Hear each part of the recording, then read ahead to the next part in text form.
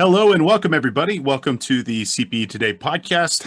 Today, we've got a special treat for you. This is the CES 2021 Tech Table Round Table. Tech Trends Roundtable. Try saying that 3 times fast. Today's presentation is going to be looking at some of the major technology announcements and products and services that were released at this year's Consumer Electronics Show, normally held in Las Vegas every year. This was the first time it was ever held online. And I'm joined today by 3 colleagues and friends, Randy Johnston, Blatch, Brian Tankersley, to discuss essentially some of the major things that came from that presentation and came from that virtual conference. A lot of really interesting technology is released every year at CES. And this is the first time that people were not able to gather in mass, and still a lot of that presentation was actually done, even though the people weren't able to get together. And so these 3 colleagues of mine, I'll give them a second to introduce themselves here in a moment, have attended for years, and they're going to give us their insight and their experience as it relates to this year's event. Now, I do want to remind you, this podcast is eligible for CPE credit. If you're a financial professional, and hopefully you are, you probably need CPE credits to maintain your license. You should know that this podcast can earn you 1 CPE credit. Check out cpetoday.com, use course code PRC8, and take a short 5-question exam related to today's content and today's podcast and earn yourself a credit for today's class. In addition to purchasing of the course, you also receive a DRM-free copy of the presentation today, the learning materials. You also get the ability to ask questions, as well as access to additional resources and other really cool things. Okay, so we are joined today again by Randy Johnston, Blatch, and Brian Tankersley, longtime technology aficionados, K2 instructors, both in the United States and Canada. I'm going to go ahead and switch it over to them and give them an opportunity to say hello, introduce themselves, and we're going to dive right into our presentation and content for today. Gentlemen, thank you so much for coming. Thank you so much for attending. We appreciate your time and attention for today. I just want to give you a second to say hello, introduce yourselves. Ward, why don't you go ahead and say hello to everybody and tell us where you're at and your experience with CES. Hello, everybody. Glad to be here today. Thank you very much for inviting me, Steve. I have only been to CES twice, once live and once virtual. I'm not a long-term attendee like Brian and Randy are, so their comments will be a little bit different than mine, I'm sure. And I'm in Nova Scotia, Canada. All right. Well, welcome, Ward, and thank you for representing our Canadian audiences. We appreciate that. Randy, want to say hello? Well, good day to you all. And Steve, likewise, thanks for having us along. I'm out of Hutchinson, Kansas. Have done technology for over 50 years at this point, and have attended all the big computer shows traditionally, including Comdex and CES.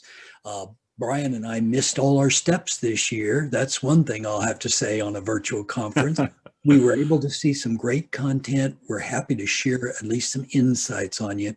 You'll figure out pretty quickly we're practical. How's this stuff really work, either in the accounting profession or in business? And yet we still like some of the, bright lights and shiny lights and bells and whistles and all that other stuff too. But in any case, the event was quite different. You could not interact with the vendors as much depth as I prefer, because a lot of times you get to meet the engineers and the designers of these products, and you get asked some really deep questions. Unless they figure out you're from the press, with both Brian and I are registered press, then they turn you over to a PR person and you don't learn as much. But when you meet the founder and CEOs of the company and the heavy duty techs, it's a fine thing. Yeah. All right, so I'm Brian Tankersley. I live in Knoxville, Tennessee. I have been an accounting tech consultant for over 20 years, been with K2 since 2005.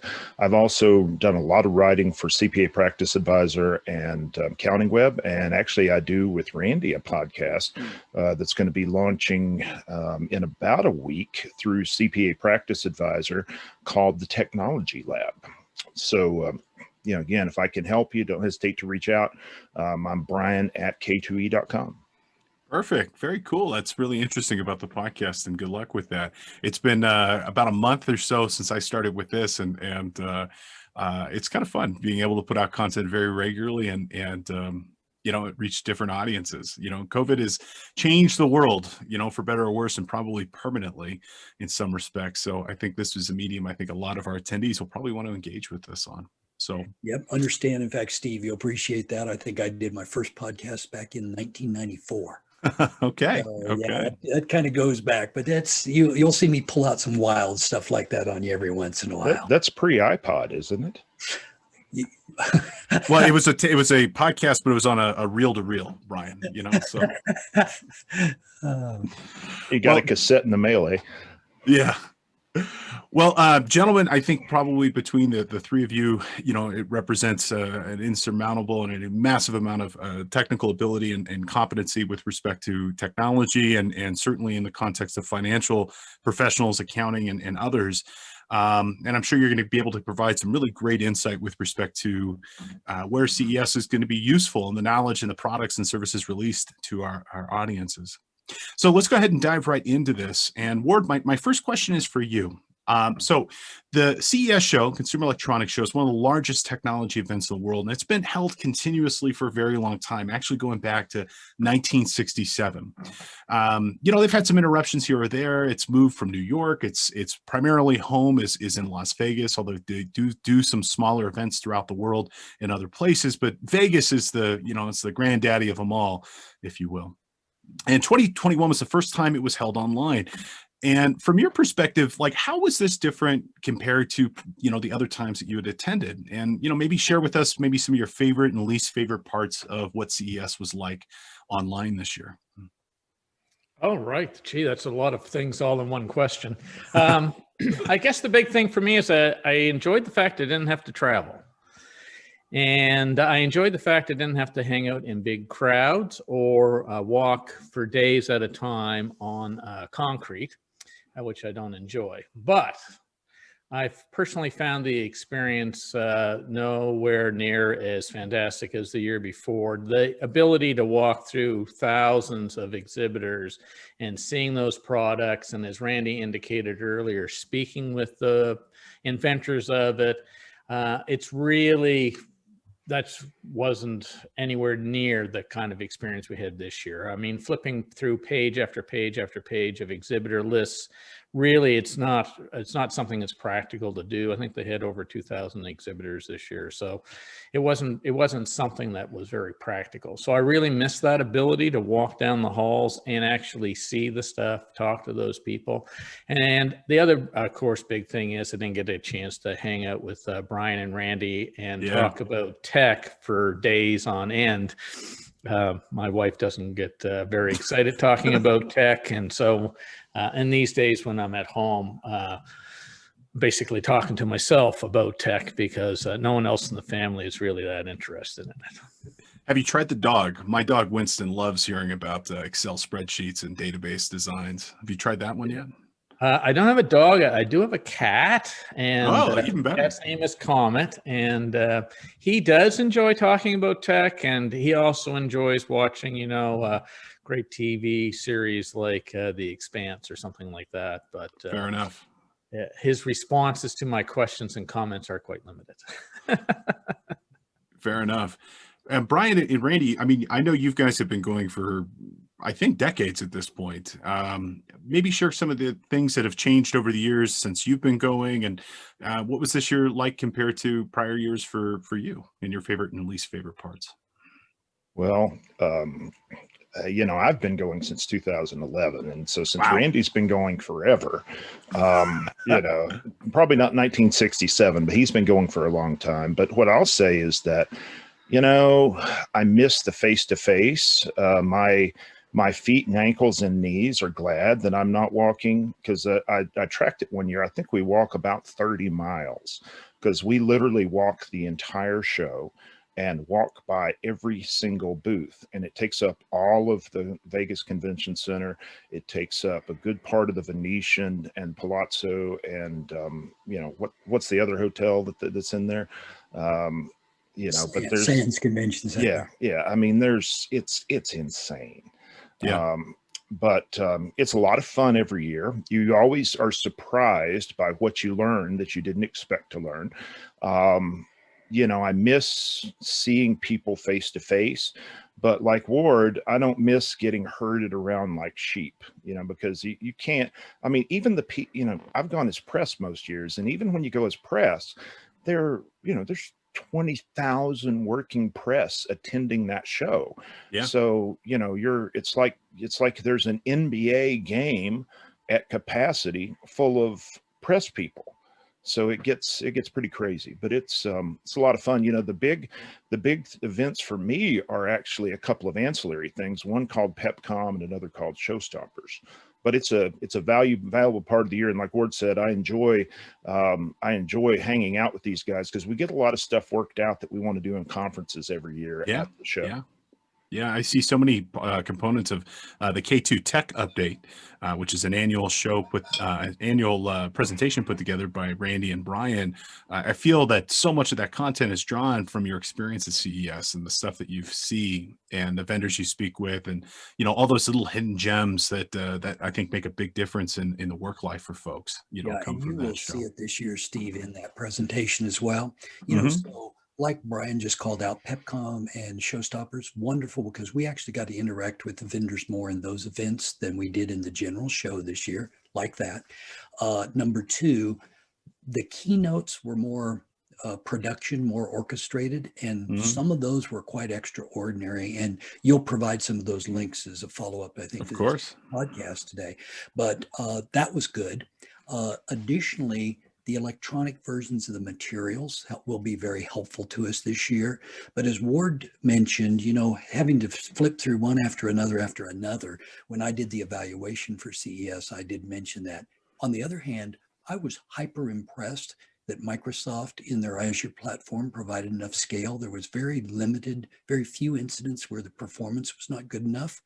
In other words, I was pretty pleased that, everything kind of clicked along. And I've attended lots of virtual events in the past 12 months where people log into the bloody site and, they get cut off and all that stuff. We didn't have a lot of that.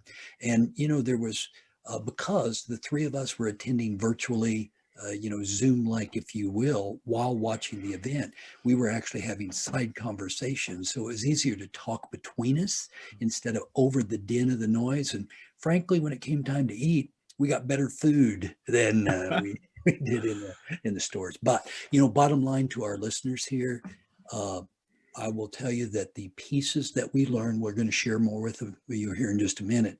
But there are still many things that I'm gelling, new strategies. And I think attending CES this year, again, changed my attitude about certain types of technologies that I'll present in 2021 and beyond. Excellent. That's really good to hear, and great that the technology, all this worked out. I'm sure the event planners were holding their breath probably the entire time, just making sure that everything kind of worked out. So interesting, and appreciate your experience with that. We learned some interesting tricks about running two meeting platforms at the same time, because what we did is we had what were we doing? Teams meeting between the three of us, and then most of the other stuff was Zoom. So we were actually running that on my computer because I've got fiber, and then they were participating in there, and it actually worked remarkably good, I think. Yep. And I was running multiple at the same time. So, our platform here and an alternate platform here. So when appropriate, I was attending two sessions at once. But I also know that psychologically and mentally, it doesn't matter what people think. They can actually only focus on and do one thing properly at once. But how you're kind of listening and that's like really boring and this is really interesting. So you let the boring one run and you got an interesting one, or they're both boring. The one that hurts is when they're both interesting. You're thinking, oh man, and you got to choose one. Did they make any of the recordings available from some of the keynotes or other presentations? Are they? Do you know if they're publicly The whole available? thing's available until the 15th of the month. Yeah, it's available for about another week, so it is all entirely available is the way to think about it. And a lot of the specialty sessions, the Showstoppers and PepComs, they're available to registered press that way. And I've actually rewatched multiple things. One of the things we're going to recommend to the listeners here today to watch is the cat video. Man, what a great video about technology for 30 minutes.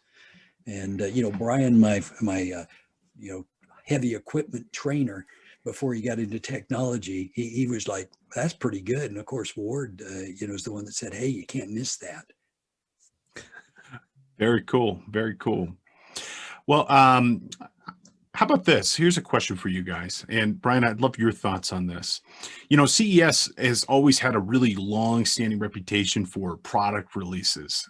Over the years, everything from, Sony releasing the CD player to Nintendo releasing the first really consumer viable and widely distributed entertainment center, the NES, to Oculus releasing the VR headset and beyond.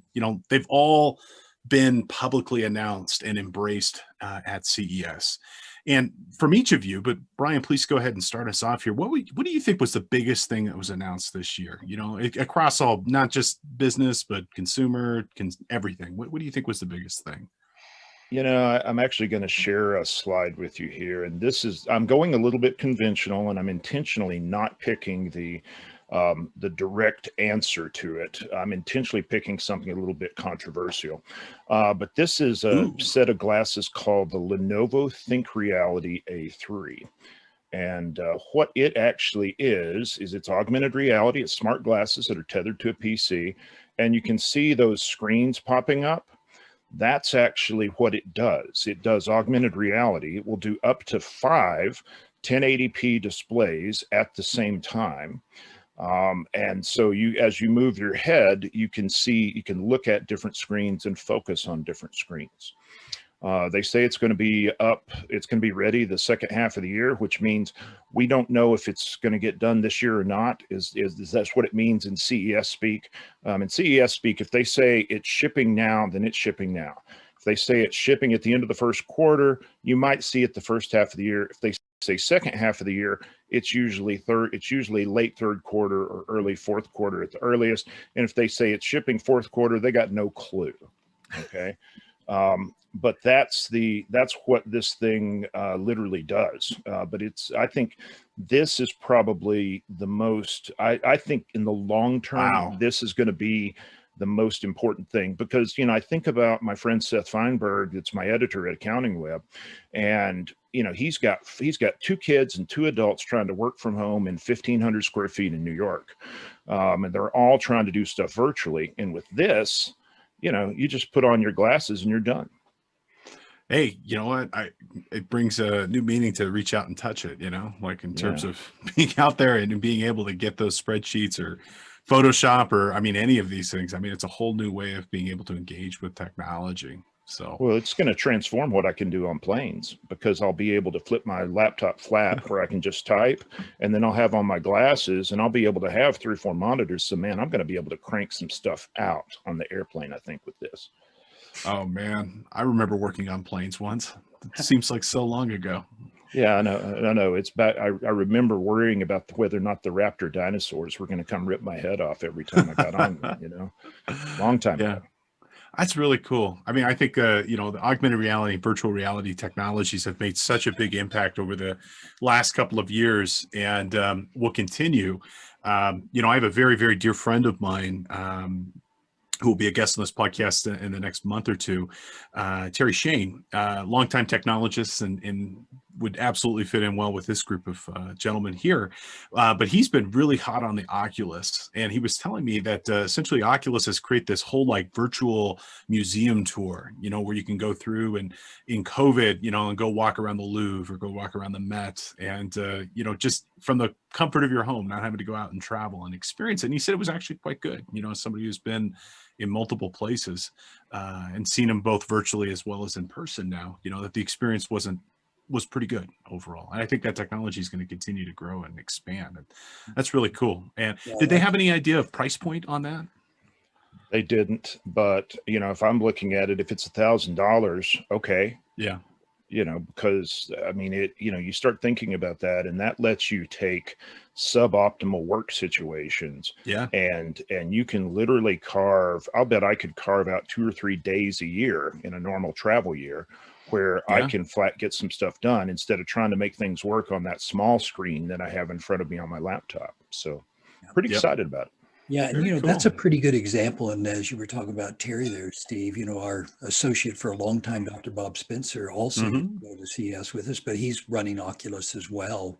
Good reports, and whenever Dr. Bob says good reports, I'm right with him on that. But I think if I picked my big thing of the year, it was, and I'm not an automotive CES attender, but I think what happened with General Motors with their battery packs, reconfigurable in different configurations based on the chassis involved.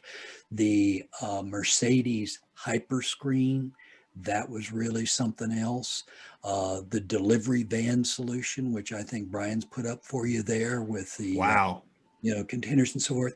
There was just some bloody impressive stuff that General Motors had done and Mercedes had done to take advantage of this new electric vehicle environment.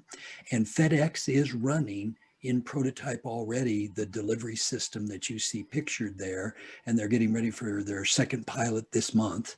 And the basic bottom line is pretty simple. Costs less to operate these than their traditional trucks. So the economics all pay out the way I would see it.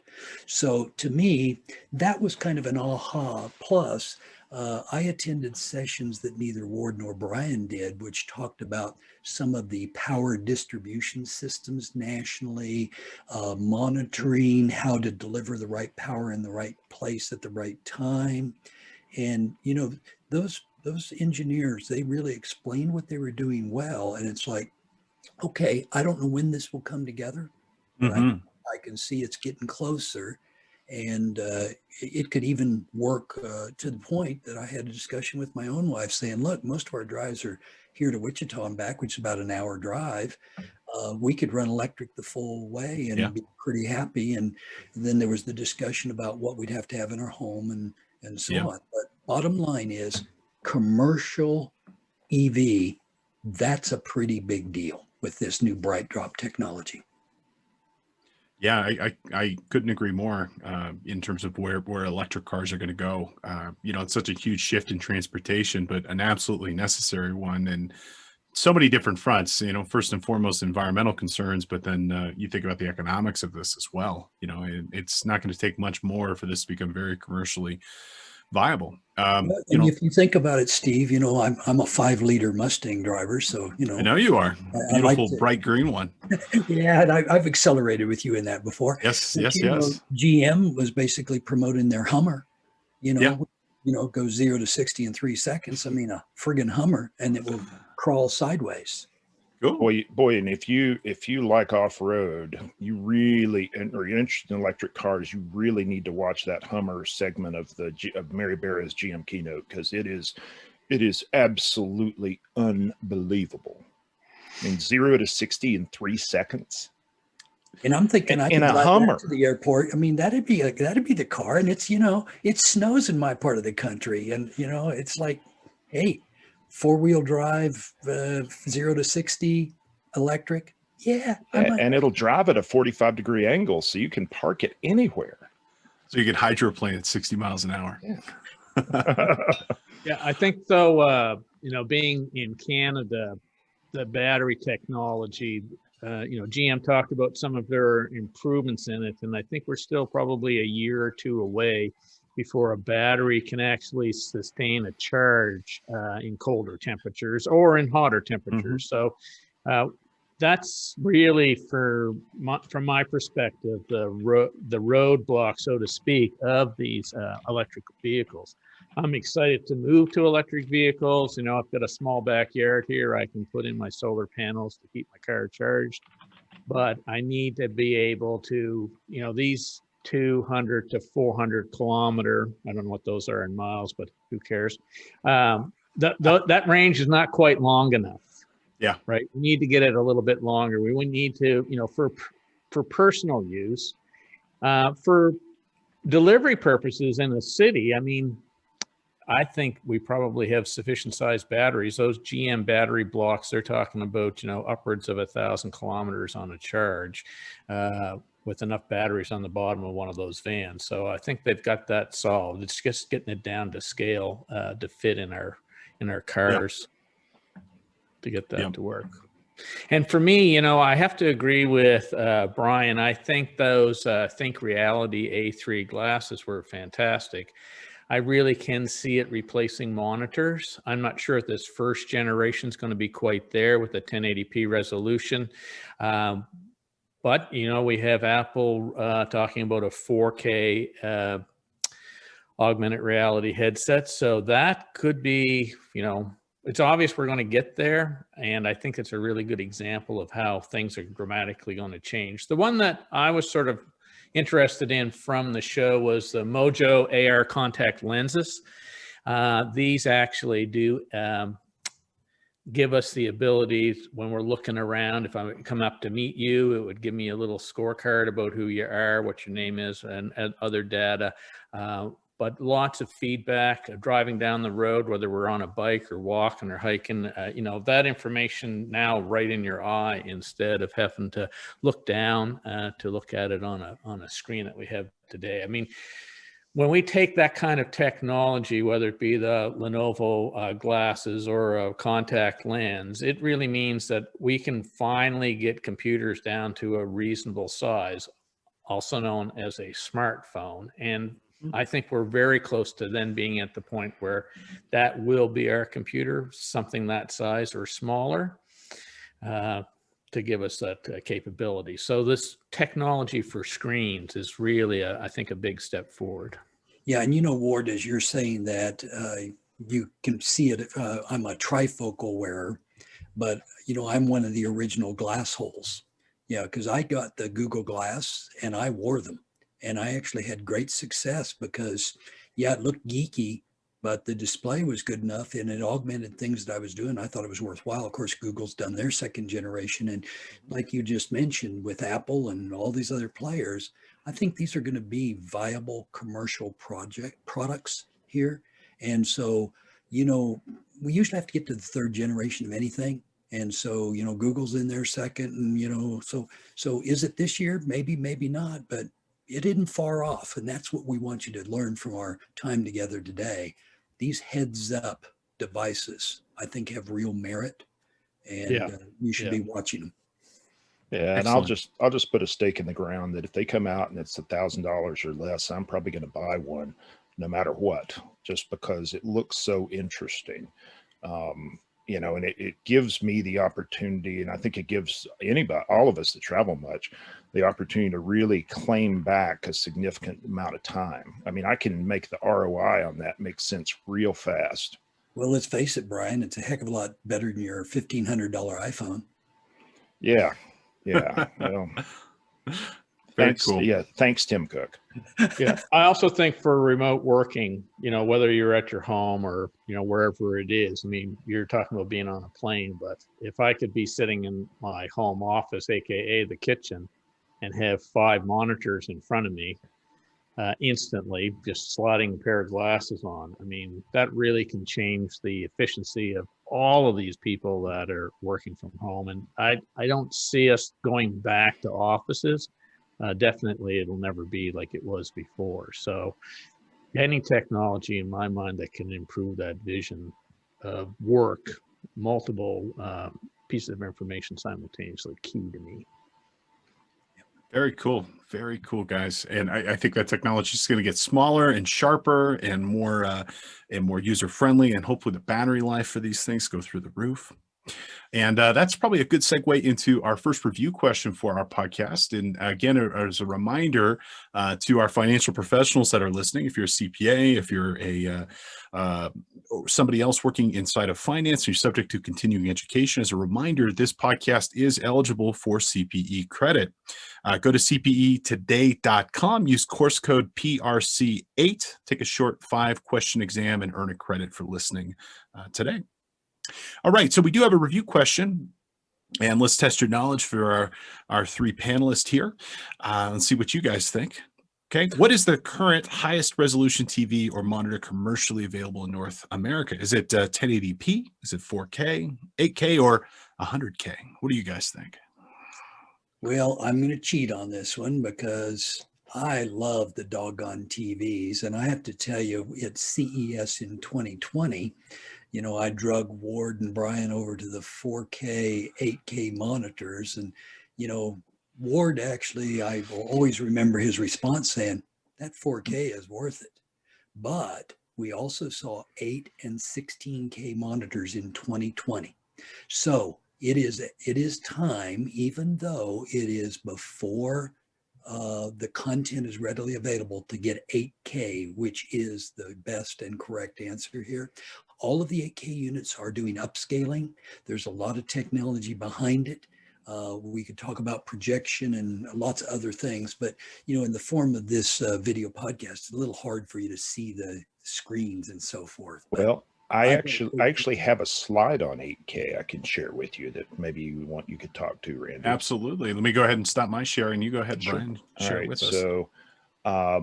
So here is my slide on 8K. And the real advantage here is that you don't have to pick just one game. You could literally go through here and I could have 6 football games, 6 hockey games, 6 baseball games, all going on at the same time in here. Samsung actually will let you go up to 12 games at once. Now, again, that assumes your cable will handle that. Other thing we saw with 8K TVs is this bottom part where we actually have these frames, and so my wife doesn't feel like a room in your home should be dedicated to television. That just bugs her as an art history major. And so as we look at this now, this gives you the opportunity to have either art or family pictures or something else on a thin wall mounted TV. It's called the Frame from Samsung, and comes in different sizes, and you can basically use it as a television set, or you can use it as a frame. And that particular upgrade is good because Samsung pushed the wall in 2019 CES, and Brian and I took pictures, and it was phenomenal to see. And these monitors can kind of be clipped together to make them much bigger. So if you just start thinking about snap together monitors, which we saw at CES in 2020, and then realize that you can now do this with 8K monitors and just daisy chain as many up and down as you want, that's a good deal. Now, Brian, I'm really surprised you were talking about gaming here, because I figured you'd do Formula One in the big picture and cockpit view in the other 5, but maybe I'm a little lost on here. Now we're talking. But the net here is, if you just begin to realize that an 8K monitor will give you multiple high resolution views, you can run off of one monitor pretty effectively. And I think, Ward, if I recall correctly, you're running a large monitor off your Surface right now. And, basically, instead of having multiple monitors, which is the way we started teaching people in the 90s to do this, 2, 3, 4 monitors, we're now with many, many big monitors. And our favorite monitor last year was the HP, S34. But now you've got the Dell, Ultra Sharps and the new LGs, which are quite good, which Ward, I think, asked me about this week. And. Yeah. So the big monitors we're looking at now for those big ones are 49-inch, and it's basically the size of 2 27-inch monitors as a continuous piece of silicon. Most of them have inputs on both sides, so that you could actually have 2 different computers and a single keyboard, video feed, and mouse, and actually switch back and forth between them on the USB hub on the back. So, Ward, aren't you running a big monitor as your primary? The monitor in front of me is a 75-inch display. It's only 4K. So that with the 4K, if I scale it up too high, it's not sharp enough. And I must say, I was, in 2020 when we were at CES, I was shocked, really completely shocked at what a fantastic job they do of upscaling that 4K content to 8K. 8K TVs are just a little out of my price range right now, but the large screen makes it super easy to do something like this. I have 5 or 6 windows open, but they're all on the same display in front of me, and having that higher resolution makes these larger monitors close to us much more practical. So you guys make me feel like a Luddite. I run all my screens at 1080p. I actually prefer lower resolution than higher resolution for the work that I do. Maybe it's just more detailed encoding and stuff like that. But Or you're too cheap to buy a good monitor. well, to be fair though, I mean, you guys can't see this, but I have 6 monitors. I have 2 massive graphics cards powering over 1,000 inches of monitor real estate, as I refer to it. But I've always preferred more monitors at lower resolution, mostly because I can separate them. Like I run a 3 and a 3, and they're separated visually, and I find that actually. Yeah. So what I find though is the 1080p monitors are not. The image is nowhere near as good. No, you're right. So if you were running 4K monitors, well, you couldn't run that many monitors 4K video cards you had, but if you could run those and then upscale it, you'd have the same size print so you can read it, because I noticed you haven't started wearing glasses yet. Contacts. But it would be so much. I got the smart contacts. Okay. It would be so much sharper. That I really find, for myself, my other desk, I sit in front of 3 1080p displays, and it's a bit annoying because it is not nearly as sharp. Yeah. I really notice it when I go from the setup I have here to that setup. To go from 1080p, from 4K down to 1080p, it's not good. So, but Steve, there was still plenty of ergonomic stuff here at this year's CES, and we saw all of it last year. But I can tell you that, as we're having this monitor discussion, if your eyes hurt at the end of the day or your shoulders hurt, you're on the wrong monitors and your setup is configured wrong. It's just that simple.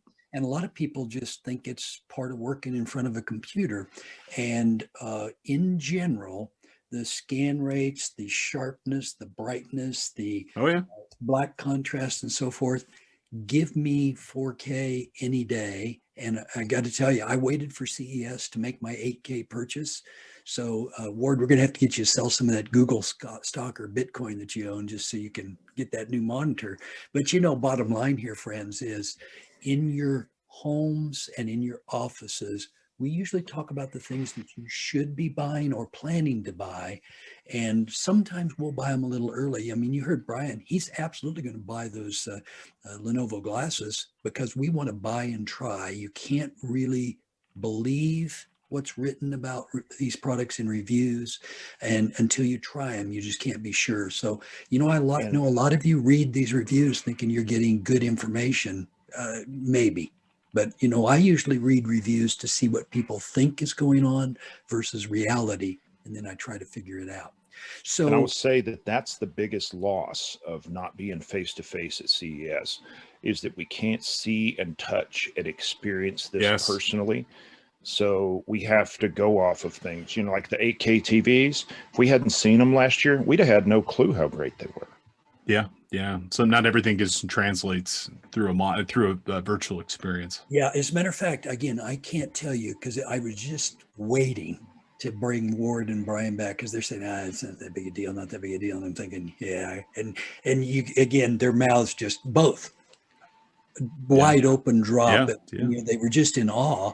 And we did look at all the different vendors, and that's how we decided last year who we would vote for in terms of being the better of the monitors. But I got to tell you, based on what I think Sony has done, they may have recaptured that lead spot, but I don't know for sure because we didn't physically get to see them. But the technical prowess and positioning and so forth tells me they probably did better. But, if we start weighing Samsung, LG, Sony, and so forth, kind of hard to tell because it was virtual. And, you can't go to a big box store and look at it because the lighting's wrong, the content's wrong, and everything's wrong. But I guess that's better than, looking in an online store and trying to figure it out. Yeah, on your 1080 display. Well, I hear what you guys are saying, and I'm going to take it to heart. So I'm certainly going to look at that. And my partner Alex, if he were here, he'd be hitting me on the side. He's a big fan of the ultra wides, especially the curved ones. Curved ultra wide. That's a great ticket. So we got Alicia one upstairs. She loves it. Well, that's good. Well, Mr. Luddite, I think you probably ask a question, don't you? I do. So let's have another review question, and then we'll keep moving our discussion along here. But for our audience, guys, help us fill in. What is the current fastest Wi-Fi standard commercially available in North America? Is it Wi-Fi 4, Wi-Fi 5, Wi-Fi 6E, or Wi-Fi 8? And Brian, why don't you give us your thoughts on that? Well, I happen to know the answer to this one because I've lived it, and I've actually got a slide on it here in a second. But it happens to be Wi-Fi 6E, and I'll actually show you here. I actually have a slide on it to show you how much faster it is. Please. So let's throw that one up there. And if you look at this now, first off, you remember the alphabet soup of Wi-Fi? You know, there's A, B, C, G, N, A, C, and all those things. Well, they've given it a numbering scheme now. So Wi-Fi 4 is what used to be 802.11n. Wi-Fi 5 is 802.11ac. They both use the 2.4 gig spectrum and the 5 gig spectrum. And so between those two, you have about 575 megahertz of spectrum available, okay? Wi-Fi 6E adds a bunch of new spectrum in the 6 gig spectrum, which is basically doubles the capacity of this. So now if I've got a mesh network, I can really move some stuff without cables around my house, and because I've got 1.1 gig of spectrum that I can work with, and the 2.4 gig and the 5 gig stuff is all messed up by microwave ovens and cordless landline phones and all kinds of things like that. But this 6 gig is pretty much untouched by anybody. So there's some that's the interesting part about it is how much more bandwidth's available. I want to upgrade to Wi-Fi 6 at home, but I'm waiting on 6E because I want that basically the tripling of the bandwidth available, of the spectrum available when I upgrade. And, another fundamental issue around this, Steve, because again, I've been around since the earliest of the A's and B's on Wi-Fi. In fact, helped create a lot of that hardware early on. So that was a real pleasure to work with some real wireheads doing that. But WPA3 is the other magic to Wi-Fi 6 and Wi-Fi 6E.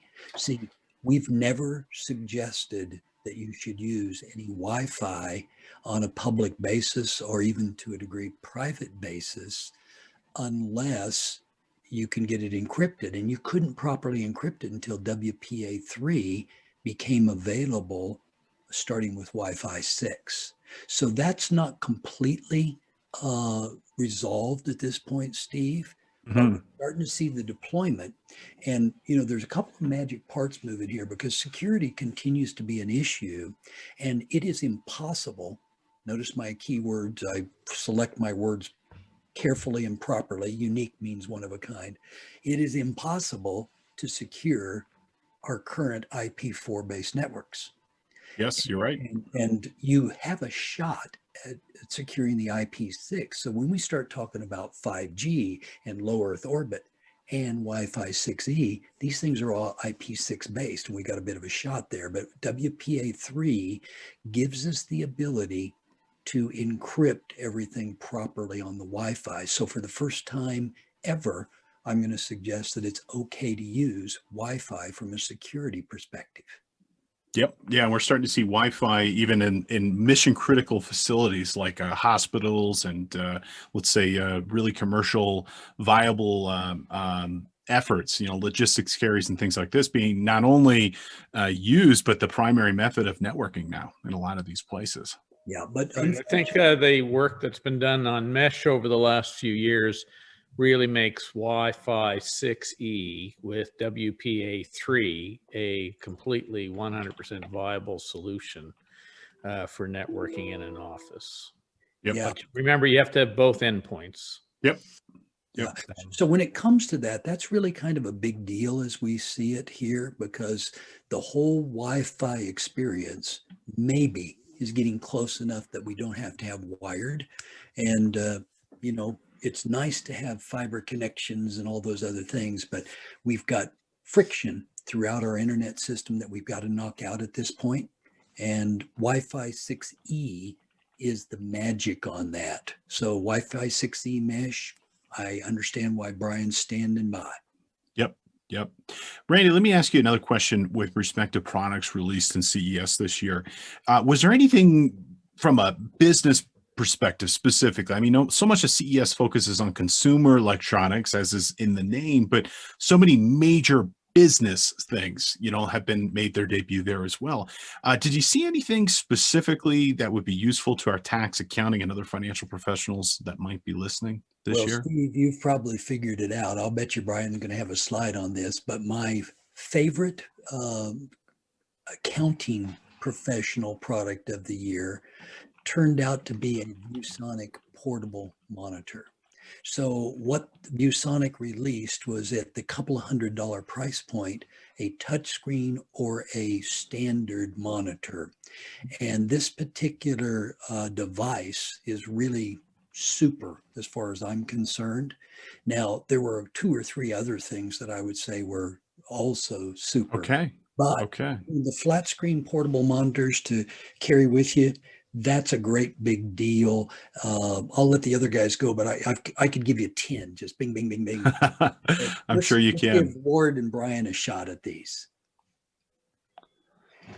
All right. For me, there was nothing really that stood out for me, although I must say that, your selection of a monitor, I think, is appropriate, particularly with the pen support capabilities. I think now that we are paperless, because we've been forced to be paperless, that we really need to make sure that everybody has that digital pen capabilities to be able to very quickly mark up our documents, make comments, do edits and stuff. So really getting into digital ink, I think, is a big step. But the thing that sort of stood out for me the most was that I don't think we listened to one talk about product that didn't say AI or machine learning.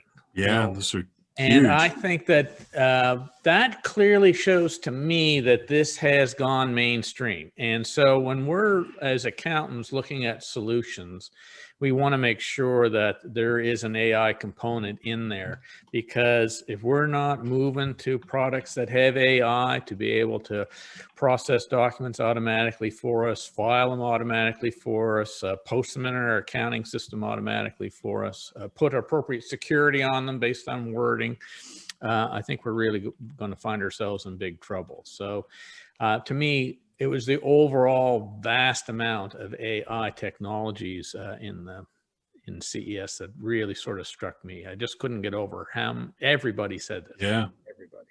Yep. And I'd agree with you on the AI. I would just, one caution I would have is that I'm very uncomfortable with everybody saying they have AI when they don't. Mm-hmm. There are a lot of offshore bookkeeping operations now that are saying they have AI when their artificial intelligence is actually a bunch of very real intelligence that happens to be in a developing country where they get paid less. So it's the same kind of outsourcing that happened with corporation, with the Fortune 500 years ago. I will mention to you here that since I know many of you are germaphobes, these are 2 things that we found that we thought would be of interest to you, especially for those staff auditors you have, or for your office, because the CPAs I know, used hand sanitizer before it was cool. So one of them is this, on the left is a Targus UVC disinfecting light. They say it's going to be $299 and it'll be available second quarter. It is a UV disinfecting light that you put on your desk that only turns on when you're not there, because they don't want to mess up your eyes. So it does about 5 minutes an hour, but it'll disinfect your workstation. That's important for a lot of the big firms that we're working with.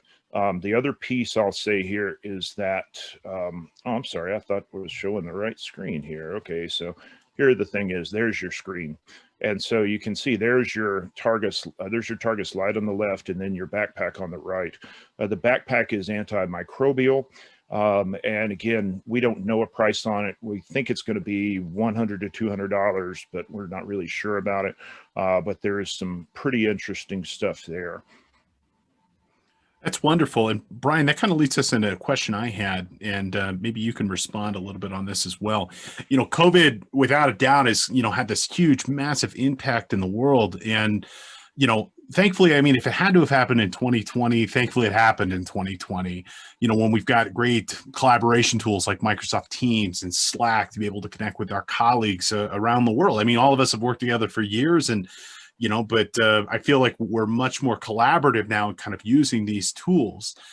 We can connect, we can share screens. There's lots of great cloud tools like AWS, Azure, and others, certainly from our partners at like Zoho or Centrum or Ace, for a variety of firms. Anything new at CES to kind of help our attendees weather this COVID storm? Anything in particular pop up for you guys that you saw that would be helpful? I don't think there's ever a situation where you don't benefit from having better, putting your best face forward. So this Marantz Pro turret you see up here in the upper right, that's actually the device I'm using. Cool. It is a 1080p full high HD camera with a light ring around it. And then it's got a microphone with a pop screen in front of it on an arm that you plug in over a USB-C cable. It's $299, but I got to tell you, I had one of my CPA firm clients actually talk to me on his yesterday, and he swears by it. The key thing that I've found is that you need to put put the camera in between you and whatever you're looking at, so that you can cut, or the pictures of the other people, so that you can maintain eye contact to the extent possible. But anyway, this is some of the stuff I had. What about you guys? Well, I'll pick up here because one insight, since we've been Intel fans for so long, and we've said, look, new generation chips are coming with the M1 ARM chip for the Mac family, but the big deal was AMD. Man, were those guys lit. And it makes me understand why Lisa Su is the top paid CEO in the Fortune 500 for the last 2 years. Wow. Because AMD has it wired for sound. And when we start looking at these chip geometries and what their plans are and what they did in their keynotes explaining their technologies, and then I looked at the Intel ones and said, oh yeah, I can see why the CEO got replaced. They had a wonderful lead that they've squandered. And, I would tell you that Brian and I have talked enough that I think our next computers are going to be AMD. Wow. Wow. We're going to make the jump to Ryzen's from Intel for lots of reasons. I mean, part of it is we want to test it and see that it's really right. But frankly, such a better price performer. So there's another one of the technologies, Steve. I mean, we tend to watch for mundane stuff, printers and scanners and so on. And by the way, there were quite a few new scanners that were covered as well. Ward probably might give us an insight on that. But, the bottom line here is the chip technology changed. And I think it will change the way we use our computers, desktops, laptops, phones in the not so distant future. That's wonderful. Ward, what about you? Did you see anything with COVID related tech or anything, kind of else that you're thinking that might be of interest to our listeners? I think first, I don't think this is a temporary position that we're in now. I believe this is a long-term change. I agree. Yep. And really, we've talked about Wi-Fi 6E quite a bit already, and we have mentioned 5G a bit, but those two technologies are going to give us that speed that we need, no matter where we are, to be able to work efficiently remotely. And if you think about all the things we've talked about so far, those glasses from Lenovo, 6E, Wi-Fi 6E and 5G, and the better processors with much better battery life because they're much better performance. It all leads to us to be able to work from anywhere and have all the same things that we had back at our old offices if you used to work in an office. So I think really that connectivity experience was a big thing for me. Well, you know, Ward, as you were saying it, I was thinking you might go here, and none of us did, Steve. But you know, as I think about just some other impressions from this, and in light of your COVID question, I was amazed how many touchless faucets, toilets, refrigerator, everything was, you didn't have to touch the bloody thing. And, you know, that was, as I think Brian said earlier, germaphobe territory. Yeah. But it makes sense because, you know, with the current spread of the new generation COVID variants, there's still doubt. In fact, you know, in the back of my mind, it's like, okay, how are these new variants getting in the U.S.? Are they coming in on surface shipments into Yeah. the port of Charleston and the port in Maryland and so forth when they were first breaking out that way? I don't know. The scientists won't know for 4 or 5 years, but Yep. I can tell you that all of the vendors were very conscientious because their workforce had been upset so much and their development efforts were focused around this. A lot of products got to market. I think we'll see even more that are pandemic COVID friendly in the coming year. Agreed. Yeah, it was like some of that stuff they had with those UVC lighting systems, like little robots that go up and down the airplane to scan the whole thing between flights. I mean, just the speed that you can clean an area using that technology. Yeah, or the hotel rooms. I mean, let's face it, all 4 of Yep. us have lived in more hotel rooms than we probably care. But Mhm. think about that robot that went through and, you know, UV sanitized the hotel room. Yeah. You know, and I think one of the things we've got to be very careful about as a society is we've got a lot of hospitality workers that really haven't had reliable jobs for a long time. You know, I think about Randy's daughter and son-in-law that work in the theater in New York, and there's no theater happening, and there's very little video production Yep. going on. And you know, I think we have to work together with people and take some risks, as opposed to waiting for everything to be completely perfect. You know, we'll make some mistakes, but I think it's time for everybody to go back to work. You know, Yeah. but hopefully we'll be able to. You know, my dad gets his second shot, his second inoculation here in a couple of days. And I'm looking forward to being able to see him because he lives in assisted living. I haven't been able to see him except for 2 or 3 times the last year. And so, you know, I think, you know, it's been an interesting ride the last year or so, but I think there's a long way to go. And I think we've got to start getting uncomfortable again so we can get back to business. Yeah. I mean, it's been a different year for us all. I know us, you know, the 4 of us have spent so much more time together in any normal year compared to this year. And you know, and most of us haven't seen our friends, our family, you know, some of us, myself, you know, I was supposed to get married and have a wedding. That obviously didn't happen. COVID took that. And, you know, That's a hopefully, lucky break then. I don't think so. I'm the luckiest guy in the world, you know. Okay, good. Good. Thank you. You know, but you know, hopefully that some of the technology coming out of COVID will help heal, and we'll be able to grow past this, and hopefully be able to get back to normal and back to business in the coming years. And it's good to hear that some of the disinfecting technologies and automation technologies and servicing technologies are starting to make their way out, because I know that'll be a huge change. And no matter what, I think a lot of that tech is here to stay. So, gentlemen, the hour has flown by. Let's go ahead and have our final review question here, and then we'll go ahead and wrap up and give me your thoughts on this. And Ward, how about you take this question? What year is General Motors, GM, expecting to make their entire automobile lineup electric? Is it 2025, 2035, 2050, or 2044? Gee, that's a really tough question. Do you think they'll actually do that? If you include hydrogen, I would have to go with 2035. Yes. Yeah. And that was also a big announcement coming out of CES and beyond, too. They've elaborated on a little bit further. But interesting to see a whole manufacturer moving their entire lineup of vehicles electric. And I'm certainly encouraged by this. And the second I could buy a fully electric F-350 that can tow my trailers, I will be first in line. So, but like you, I live in cold weather, so I think they got to do a little bit of work on that cold weather tech to make that a really viable option for the rest of us. Sure. Yeah. All right. So hydrogen might be your solution there.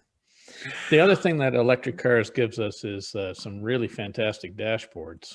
The stuff from Mercedes-Benz was unbelievable. Yeah. Yeah, A single Absolutely. pane of glass across the front of your car to replace all of that junk you have there now. Really Yep. amazing stuff. Well, gentlemen, this does bring us to the end of the hour. I just want to remind our audience here, this podcast is eligible for CPE credit. And if you are a financial professional, a CPA, or some other professional that is subject to continuing education, you can earn a credit for just listening to today's podcast and taking a short 5-question exam. Head on over to cpetoday.com, use course code PRC8. Take the exam, it'll take you 2 minutes, and you'll earn a credit for today's class. Easy peasy. Also, coming up, we do have a number of other episodes coming out next week and beyond. We're going to have a second section of our integration data sharing for accountants, as well as starting a new series on disaster planning and business continuity. We're also going to take a look at some office productivity software, looking at some of the latest offerings from Office 365, Zoho, Google, Workspace, and others, as well as continuing our QuickBooks Online series with our next series going into intimately on some of the functions of QuickBooks and how you can properly leverage those in a small and medium-sized business. I do want to give a massive thank you to Brian, Randy, and Ward. Thank you so much for attending, guys. I really do appreciate you coming on the podcast today and sharing your thoughts with respect to CES 2021. Hopefully, the COVID world will be resolved shortly and we'll be able to get back in person and maybe attend in person in Las Vegas in coming years. But really appreciate your time and consideration and feedback today. It's been